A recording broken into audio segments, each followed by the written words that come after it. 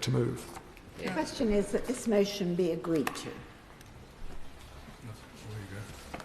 My Lords, it's a pleasure to speak after the noble Lord. I feel something of an interloper speaking amongst the many noble Lords who have contributed to the work of this valuable select committee, but I do so because I have the privilege of chairing the Built Environment Select Committee, which has been looking at a closely related issue, in particular the interaction of environmental legislation with government ambitions for house building and infrastructure promotion. And this inevitably, of course, has drawn us into questions of land use. It is our hope and our plan that we will publish our report in September or at the very latest in October. It is not my role today to anticipate the conclusions that the committee and the recommendations that the committee might arrive at, but I thought it would help debate if I gave a flavour of some of the evidence that we have heard in the course of our inquiry. So we have heard, for example, my Lords, that 14% of the land in England is now under effectively a ban on any form of development as a result of advice given by Natural England, following a judgment delivered in the European Court of Justice in what is known as the Dutch N case, which relates to intensive farming in the Netherlands and to its consequences for effluviance into watercourses, particularly nitrates and phosphates. And although we have left the European Union, it is held by the government, no doubt rightly. I'm not a qualified lawyer, I'm not a lawyer qualified to comment on this, but our courts would uphold that judgment if it arrived in front of them, and that therefore, in effect, it applies to us. And the government, the Secretary of State for DEFRA, has issued guidance to local authorities to adhere to the Natural England advice, with the result that there is, as I say, the ban that now exists, and this affects house building very, very seriously. There is one mitigation scheme in place. I say 14% of England's land. That includes 26% catchment area, 26 catchment areas, and there is one mitigation scheme in place that covers one catchment area. But one can't make use of it unless one is trying to develop in that catchment area. So there is a need for 25 more simply to meet that judgment. And there is no timetable for delivering those 25. So there is a complete ban on house building and development in practice in those areas. We could, of course, now that we've left the European Union, change the law to amend that. I would be interested to know from my noble friend, when he comes to speak at the end, if there is a government plan to do that, because it has been hinted at in the press, especially in the last few weeks, and whether in particular he would intend to use the Levelling Up and Regeneration Bill as the vehicle for doing that, or whether he anticipates separate legislation.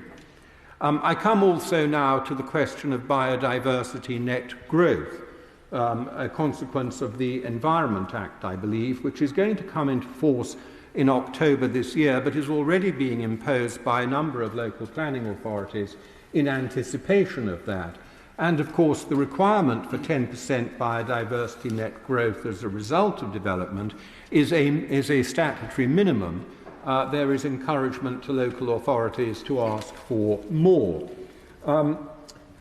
This has the effect, of course, of either, if it is delivered on-site, which is the preferred outcome, either reducing the land available for housing on-site, logically, or if it is to be off-site, of sterilising land, sterilising is not the right word, I'm sorry, of taking out of production land elsewhere that is to be used to accommodate the biodiversity growth that is needed to offset the site, the development site. The result of this, my Lords, is that we heard evidence that house builders are already buying up land elsewhere in the country, not for development purposes, but with a view to closing down the farms that are operating on them in order to accommodate either the offsetting measures needed either for nutrient neutrality mitigation or to accommodate biodiversity net growth.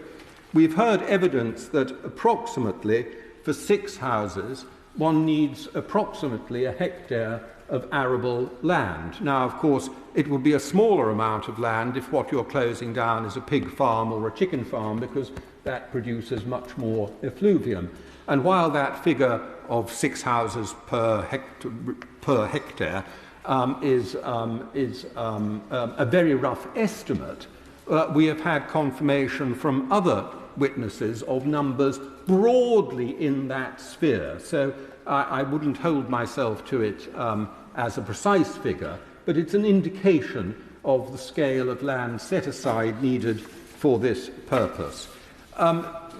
We've also heard evidence, and here I will anticipate perhaps a conclusion, but I think one we have all reached, that the government has not got a proper grip on this across the piece, as they say, and that there is a degree of tension between DEFRA and DLUC in achieving the ambitions, both for the environment on the one hand and for house building and infrastructure development on the other. Now, in these circumstances, my Lord, and here I'm no longer speaking for the committee, but I will make a few remarks on my own account. In these circumstances, the idea of a land use plan, or indeed a land use commission, might seem very attractive. It might seem that what is needed here is a large, centralized direction that can bring everything together and make sure that we get the right outcomes. But, my Lords, speaking personally, I have to say I have my doubts. First of all, I think we have to remember that we're fortunate to live in a country where the vast majority of land is private property, and private property is the basis of our liberties. And the notion that we can go round directing people what to do with their land in the national interest is effectively to put ourselves on a wartime footing as far as the economy is concerned, but not for the duration of the war, rather in perpetuity. And I worry about that. I am not comfortable with it. There must be a role for the market here if we are going to find a solution for this. The second thing is, and this is my final point, I make it very tentatively, I'm not wholly persuaded that the correct and immediate response to all of this is an institutional one. It is very easy to think that if one sets up a committee, if one makes changes to the institutions of government, that one is going to get the outcome one wants. But even the noble Lord Cameron, when he spoke of a commission that would need to be so fleet of foot, constantly adjusting and changing in the light of varying national and international demands, whereas we do not know in government any such body that is ever capable of being fleet of foot. What we know is bodies that set rules which then become almost impossible to change because they each generate their own vested interests, which of course battle to keep things exactly as they are. So I think there is a solution of sorts. I think my committee is going to struggle to find a compelling solution, but I think there is an approach that we will come up with in September or October when we publish our report. But I think it will be more along the lines of time, patience, and prioritization in what we're seeking to achieve, rather than wholesale or even modest institutional change.